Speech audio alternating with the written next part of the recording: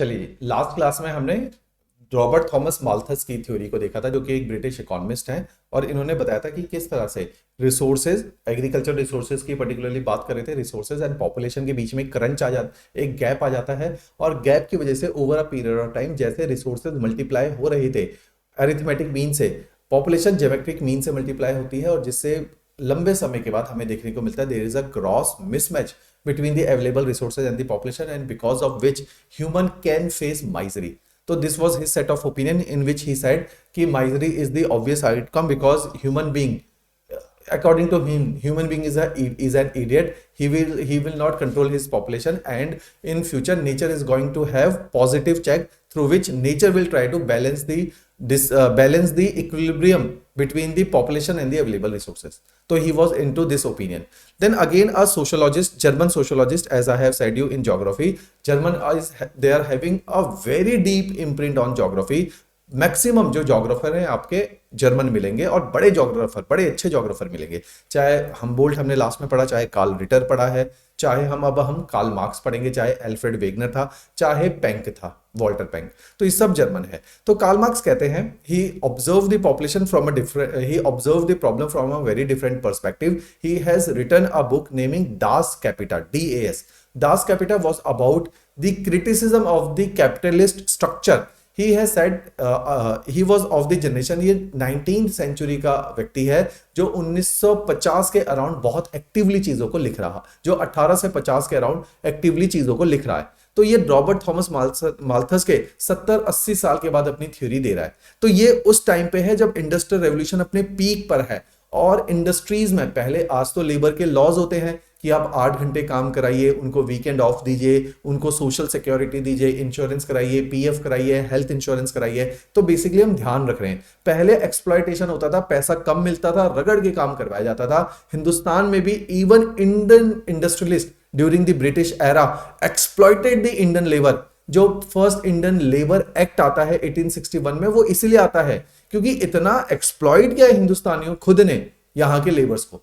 तो मींस कि ये देख रहा है कार्ल मार्क्स उस दौर का है जब ब्रिटिश हिंदुस्तान में रूल कर रहे हैं और दुनिया में ब्रिटिश रूल कर रहे हैं, और देखा जा रहा है कि इंडस्ट्रियल रेवोल्यूशन में कैपिटलिस्ट क्लास आ गई जो अपने प्रॉफिट को मैक्सिमाइज, मेटेरियलिस्टिक है आदमी, ये कहता है आदमी बहुत मेटेरियलिस्टिक है, और वो अपने मैक्सिमम अपने प्रॉफिट को मैक्सिमाइज करने के लिए मैक्सिमम एक्सप्लॉयटेशन करता है।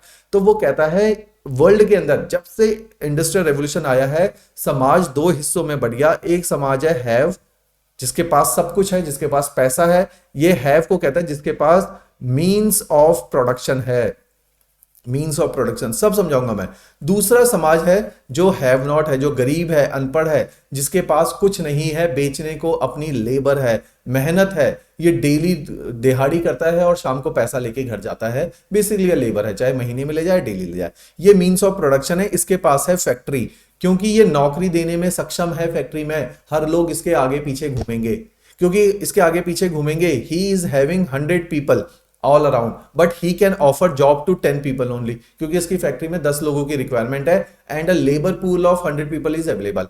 तो ही विल नेगोशिएट, क्योंकि इसके पास अब बार्गेनिंग पावर है, डिमांड एंड सप्लाई का मिसमैच हो गया। बार्गेनिंग पावर है तो ये बोलेगा ऐसा है, बात सुनो, मैं दूंगा 2500 रुपया महीना, काम लूंगा 12 घंटे पर डे। ये कहते हैं जी हम नहीं करेंगे, कह रहा मत करो। इनमें से 10 लोग तो इसको मिल जाएंगे जो बहुत नीडी होंगे, कहेंगे चलो यार खाने का ही पैसा मिल जाए, तो ये लोग इसके लिए काम करेंगे। तो he is having bargaining power over a period of time. ये मैक्सिमम एक्सप्लॉइट करेगा, ये कहेगा 15 घंटे भी काम करना पड़ेगा, बंदा कहां जाएगा क्योंकि नौकरियां है नहीं। तो ये कहता है हैव एंड हैव नॉट में दुनिया बटी हुई है। जिनके पास मींस ऑफ प्रोडक्शन है, जिनके पास फैक्ट्री है, नौकरी देने में सक्षम है, ऐसे लोग पूरी इकोनॉमी के थोड़े से होते हैं। बाकी लोग होते हैं जिन्होंने नौकरी करनी है। हिंदुस्तान का ही एग्जांपल उठा लो, nobody want to be an entrepreneur, everybody want to be a government servant, everybody want to work in corporates, but nobody want to create a corporate.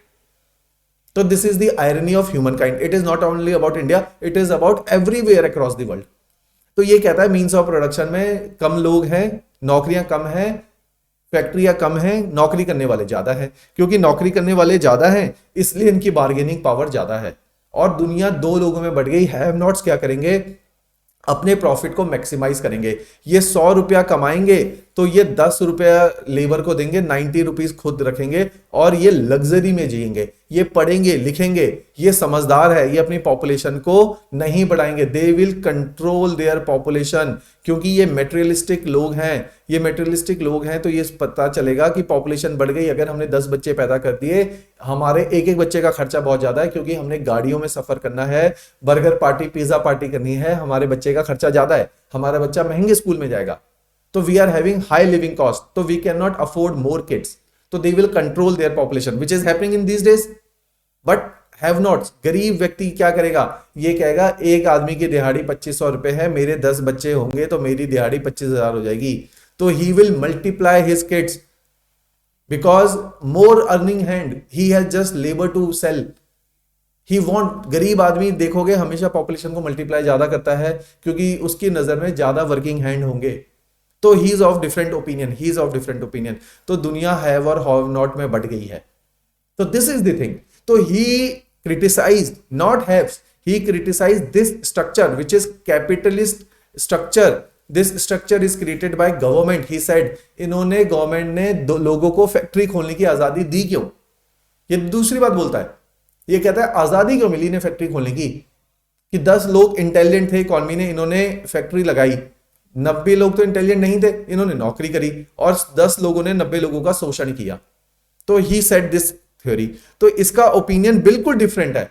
तो इसने पॉपुलेशन एक्सप्लोजन को सोशल पर्सपेक्टिव से देखा, इसने population explosion को economic apparatus के perspective से देखा कि आपका economic system capitalist economic system था।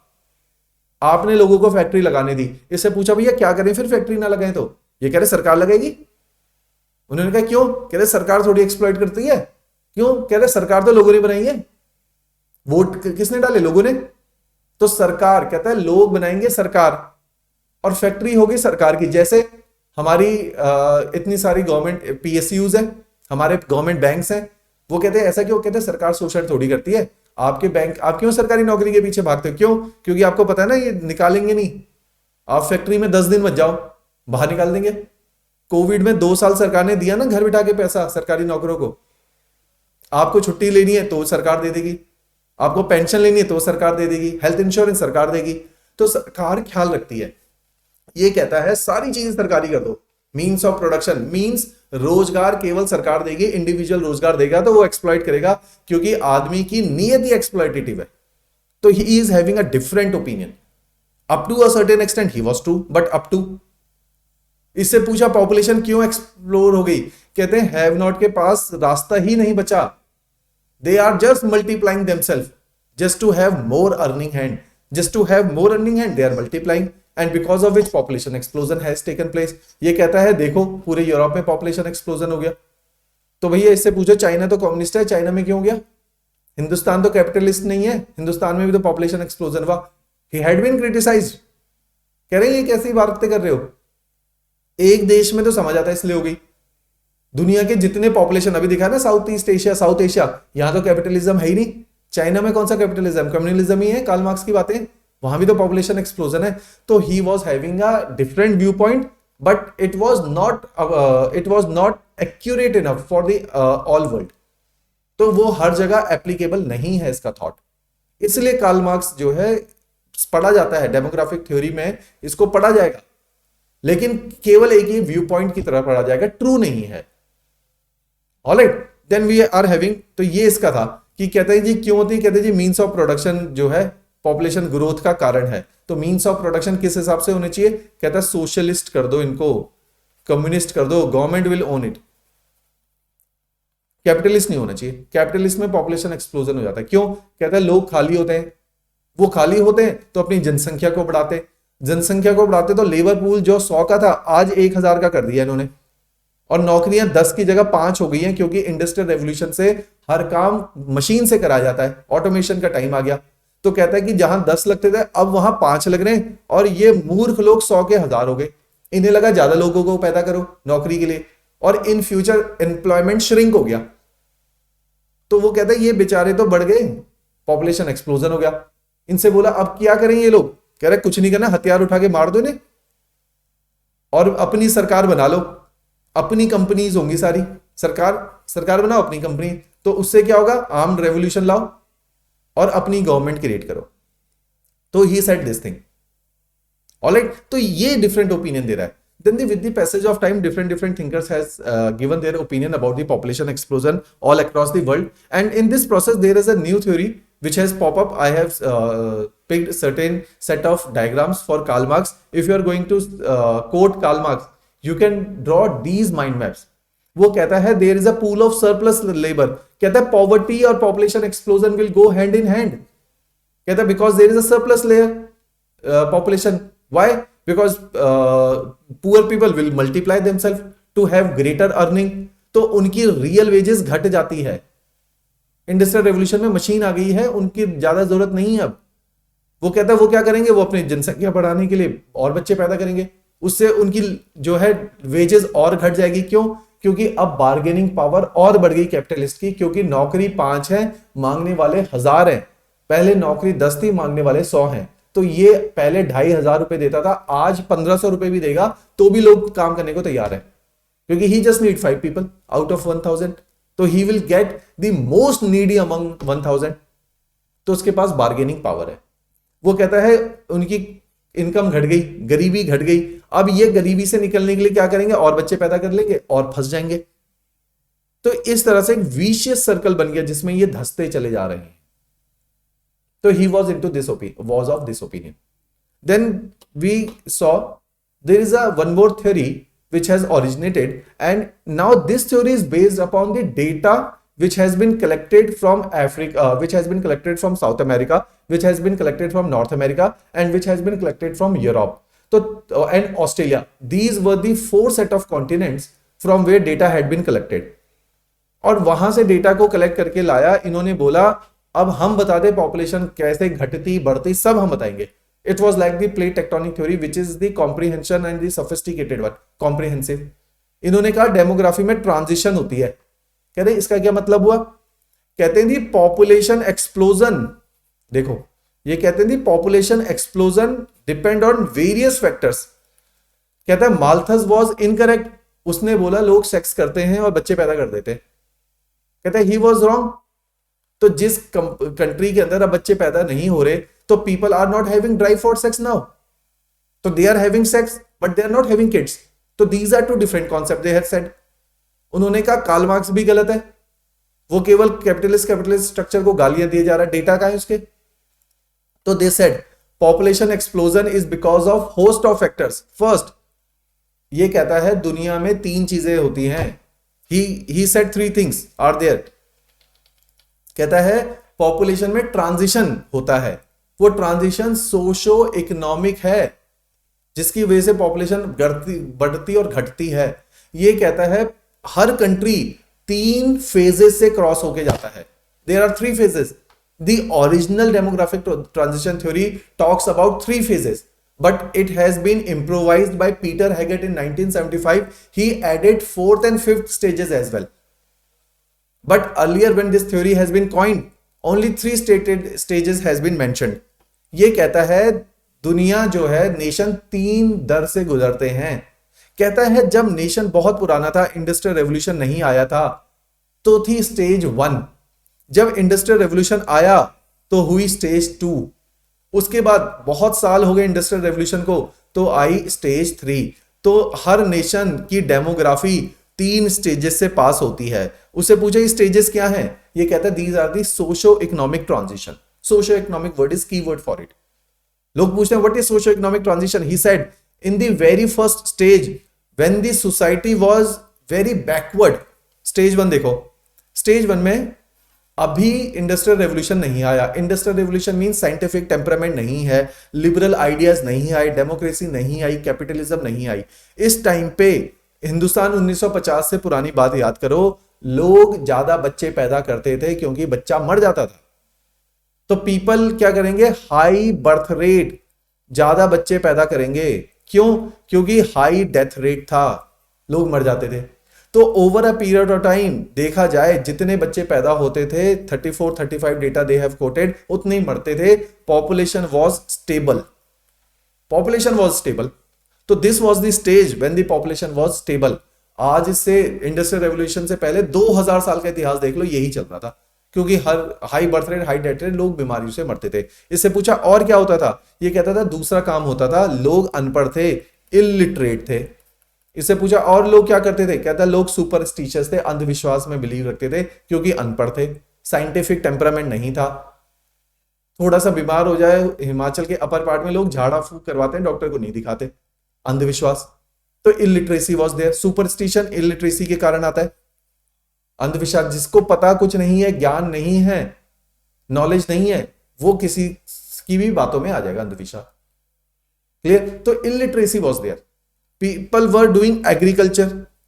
The nature of the society socio economic है ना, आप हेल्थ भी देखो, आप उसका एजुकेशन भी देख रहे हैं, हम उसका इकोनॉमिक स्टेटस भी देख रहे हैं। तो people were doing agriculture, no surplus output, तो people were living a very simple life and the population was stable. This was the first stage. Now with the advent of industrial revolution the things has transformed. और अब क्या हुआ, over a period of time हमारे पास medicine आ गई, लोग मरते नहीं हैं, लेकिन लोगों को हैंगओवर था। अभी बताया था हाई बर्थ रेट अभी भी रहा, आपके दादी वाली जनरेशन में 8-8 7-7 भाई बहन है, किसी के फादर वाली जनरेशन में भी है। क्यों? उनको लगता था बच्चा मर जाएगा, लेकिन हेल्थ कंडीशन इंप्रूव हो गई, बच्चा नहीं मरा, हाई डेथ रेट नहीं हुआ, लो डेथ रेट हो गया। अब क्या हुआ, बच्चा पैदा हो रहा है 34, मरते हैं 5, means there is a mismatch, means population explosion हो गया। This was the stage of population explosion. लेकिन साथ ही साथ में इलिटरेसी थोड़ी कम हुई, एजुकेशन स्प्रेड हुई, लोग लिटरेसी की तरफ को बढ़ रहे, स्कूल कॉलेजेस खुले। क्यों स्कूल कॉलेजेस क्यों खुले? क्योंकि इंडस्ट्रीज में कलर की रिक्वायरमेंट थी, पढ़े लोगों की रिक्वायरमेंट थी, स्किल डेवलपमेंट की रिक्वायरमेंट थी, इंजीनियरिंग करवाया, मेडिकल फैसिलिटी देनी थी, दवाई बनी तो डॉक्टर भी तो बना, तो एजुकेशन मिली, इंजीनियर चाहिए था तो एजुकेशन मिली, क्लर्क चाहिए था तो एजुकेशन मिली। तो ब्रिटिश ने हिंदुस्तानियों को एजुकेशन दी, तो बर्थ रेट बढ़ गया, उतना ही था, डेथ रेट घट गया। तो मींस अब लोग थोड़े लिटरेट भी हो गए। लोग एग्रीकल्चर की इकोनॉमी में क्या चेंज है, एग्रीकल्चर की जगह आप क्या करते हैं, they are working, they are into manufacturing, they are into service. लोग टीचर बन रहे हैं, क्यों? क्योंकि आगे बच्चों को पढ़ाना है, इंजीनियरिंग करवानी है, मेडिकल कॉलेज में पढ़ाना है, तो टीचर एज अ प्रोफेशन आया, लॉयर एज अ प्रोफेशन आया, medical worker, hospital doctors as a profession आया, banking system evolve, bank as a profession आया। तो लोग अब एग्रीकल्चर नहीं करते, अब लोग मेजॉरिटी सर्विस इंडस्ट्री में है, मैन्युफैक्चरिंग में है, कार बनने लग गई। इंडस्ट्रियल रेवोल्यूशन, मशीनें बनाएंगे तो मशीनों बनाने के लिए भी तो फैक्ट्री लगेगी, जहां मशीन बनेगी तो मींस मैन्युफैक्चरिंग। तो over a period of time society is transforming but the population is increasing. Now looking at the another fact, तो this is the first stage where almost 35 people are taking birth and almost 35 are dying. So the population is stable in this phase. Now the birth rate is high, the birth rate is still high. अभी भी बच्चे उतने ही पैदा हो रहे हैं, धीरे धीरे घटेंगे, लेकिन डेथ रेट अचानक से घट गया, और दिस इज द स्टेज जहां पॉपुलेशन बढ़ गई। Now in the very third stage the people has become more educated, they have realized the fact कि there is a crunch between resources. जो कार्ल मार्क्स, जो हमारे थॉमस माल्थस ने बोला कि educate them, people are now educated, the literacy rate has increased, this education has spread out, people have realized there is a gross mismatch between resources and the population. We could not multiply unabatedly, we cannot afford population explosion, the quality of life will decrease, we will face resource crunch.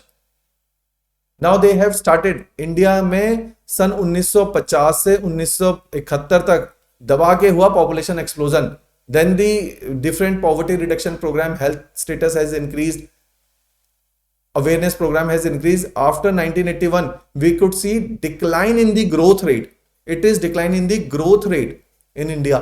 Across the world people have realized कि पहले 34, पहली stage में 34 बच्चे पैदा होते थे, दूसरी में भी 34 होते थे।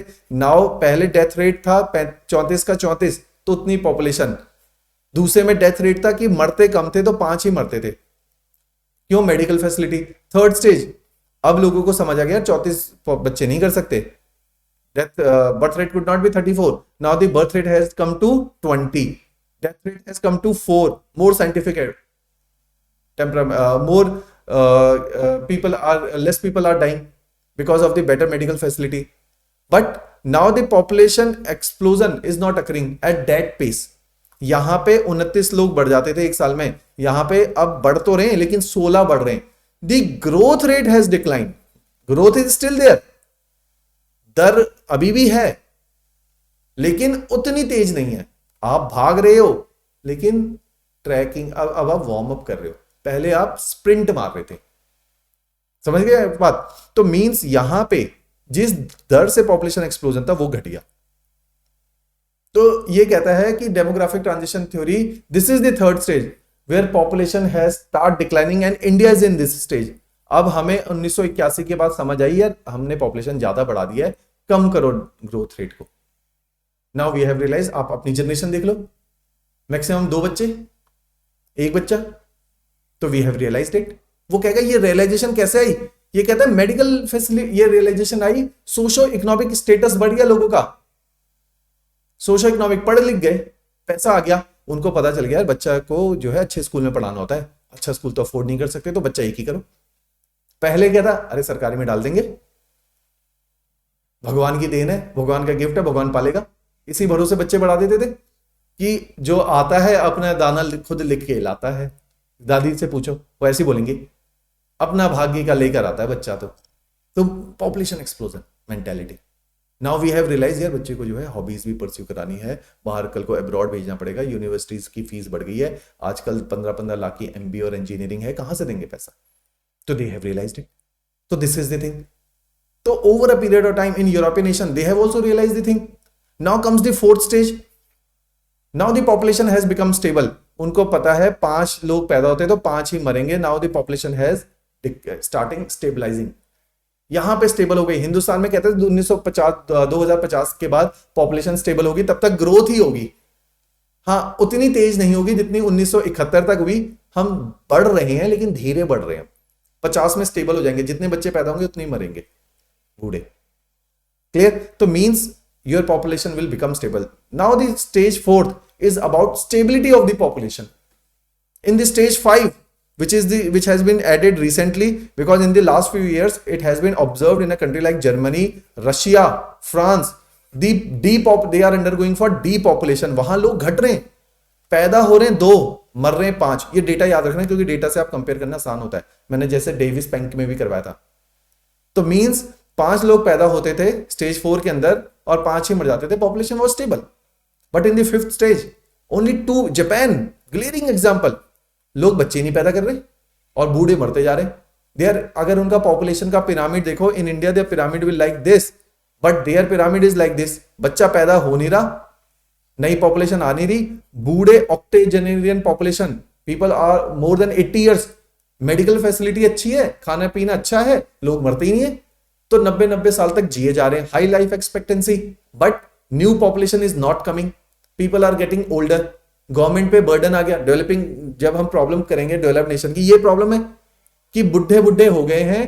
पेंशन गवर्नमेंट ने एश्योर करी है क्योंकि डेवलप नेशन है, किसी हर जान कीमती है. तो इंश्योरेंस दी हुई है, गवर्नमेंट पैसा देती है, हेल्थ इंश्योरेंस देती है, पेंशन देती है. लेकिन कहां से देगी? गवर्नमेंट कमाएगी तब जब टैक्स करेगी. टैक्स कब कलेक्ट करेगी? जब जवान लोग काम करेंगे तो टैक्स कलेक्शन होगा. जब जवान ही नहीं रहेंगे इकोनॉमी के अंदर तो कौन पैसा भरेगा, कौन टैक्स भरेगा? That's why they are inviting people from all across the world. Canada, Germany, Japan, Russia, they need young people. China, they have changed their one child policy. They have gone for 2 and more child.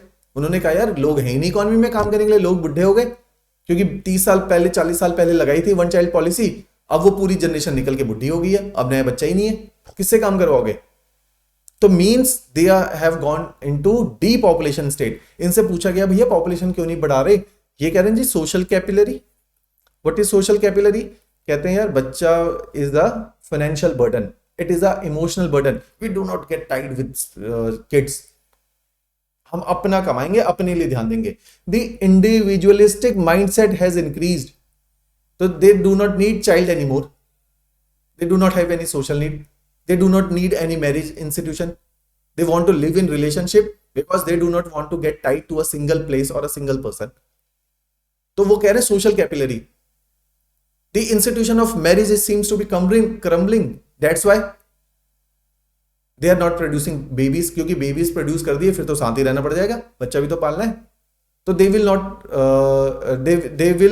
they are not supposed to live in a marriage of institution of marriage and they will not produce baby. क्योंकि वो कोई responsibility लेना नहीं चाहते. मेरी जिंदगी मैं अपने हिसाब से जीऊंगा और अपने लिए जीऊंगा. तो this is the new mindset now. तो now the many of the nation has entered into fifth stage. So this whole transition of a society from agriculturalist, from illiteracy, from lack of medical facilities has came to the point where everyone is literate, where there is a high per capita income. Now the fifth stage is all about high per capita income. Japan, Russia, high per capita income, high medical facilities, pension scheme, everything is there. People are not producing kids. तो उनका aptitude, mental status change हो गया. Alright, तो this is the all about demographic transition theory. तो it is a very good theory. Just read it out from the notes. You are having Majid Hussain sir's book. You are having your NCERTs as well. So this is the society. So this is the stage when the population was stable in the very first phase. Now the population has increased because crude birth rate was same. आप देखोगे same है, but the death rate has declined. क्यों? Medical मिल गया, दवाइयां मिल गई. But now they have realise, literacy बढ़ गई. उन्हें लगा यार ये जो क्रूड बर्थ रेट 34-35 का है इसको कम लेकर आओ, इसको जो है 20 पे लेकर आओ. Now the increase of population has decreased. तो ये जो है डेथ रेट और डिक्रीज हो गया. Now the population is going toward the stability. USA is in this stage. Many of the nation has entered into the fifth stage जहां depopulation हो गई अब उनकी.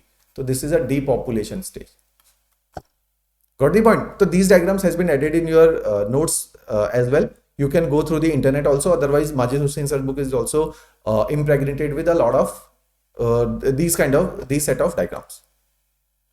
Alright, तो इसको समझो. अब देखो, there is a orange line here which I need to explain it. Population is increasing. This is a line of population growth. पहली stage which has been called as high stationary stage, जहां population almost उतनी थी क्योंकि जितना बच्चा पैदा होता था उतना मर जाता था. तो ये स्टेबल है population. With the passage of time population has started increasing. क्यों? क्योंकि डेथ रेट अरेस्ट हो गया. But now the graph is changing. Now जिस रेट से ये स्लोप है उस रेट से ये स्लोप नहीं होगा कभी भी. यहां एंगल अगर 40-60 डिग्री का है कि population was shooting, here population is increasing but it's not shooting. क्यों? अब पहले 3 बच्चे पैदा करते थे, आज की जनरेशन 2 कर रही है. बढ़ रहे हैं लेकिन 3 नहीं 2 बढ़ रहे हैं. यहां पे सबने एक बच्चा पैदा करना शुरू कर दिया. मींस जितना बच्चा पैदा होता है उतने बूढ़े लोग मर जाते हैं इकोनॉमी के अंदर. तो means population has again gone through the stable. लेकिन here population was at is this, now the population has increase but it is stable. 150 crore है लेकिन स्टेबल है. पहले 30 करोड़ थे आजादी के टाइम पे, लेकिन 30 ही थे बहुत लंबे समय तक. अब 150 करोड़ है लेकिन बहुत लंबे समय तक 150 रहेंगे. Stability has reached. Now we will enter into the phase 5 India somehow after 2070, है ना, 2075 तक अगर और हो गया तो हम और बच्चे पैदा नहीं करेंगे. We will again declining. तो this is the demographic transition theory which has observed the pattern all across the world. It has accumulated data from everywhere and it has came to the conclusion by studying. It is not a subjective viewpoint like Malthus, like Karl Marx, who are having their own set of ideologies and their own set of prism through which they were observing the population problems. Now we are having a objective viewpoint which is talking about the data which has been collected, and according to the data, according to pattern which has been observed in everywhere, they have came to this conclusion and this theory. So this was all about demographic transition theory. In context of India, you can read it from your NCERT and from the Majid Hussain sir book. India के context में भी देखेंगे, dates will change. For Europe there are different set of dates. For India the dates will get changed because हम यहाँ तक 1950 में थे, यहां 1971 में आए, फिर we are now in the late expanding 1981 तक. अब हम लेट एक्सपेंडिंग फेज में हैं. हम एक्सपेंड तो हो रहे हैं लेकिन उस दर से नहीं हो रहे. In 2050 it is assumed that we will reach the stage 5, the third, where our population will get stabilized at 150 crores, which is the assumption. Clear है बात? चलो जी, here I am done with my first and second lecture. of population theory and the concept of the population. If you will observe, let me see the syllabus again. So the next class will be about the density and the growth of the population and the distribution of the population across the world, and then we will move toward the population problems of these nations. All right, chalo ji, thanks a lot.